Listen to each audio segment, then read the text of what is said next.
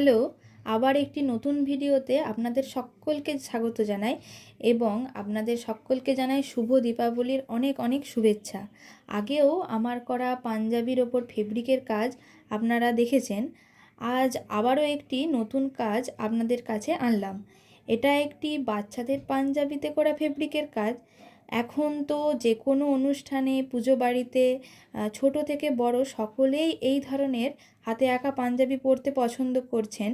আপনারাও যদি এই ধরনের পাঞ্জাবি আপনাদের স্পেশাল দিনে বা কোনো পুজো বাড়িতে পরতে চান এবং আমার কাজ যদি আপনাদের ভালো লাগে, তবে আপনারা আমাকে ইনবক্স করতে পারেন এবং ভিডিওটি কেমন হয়েছে কমেন্ট করে অবশ্যই জানাবেন।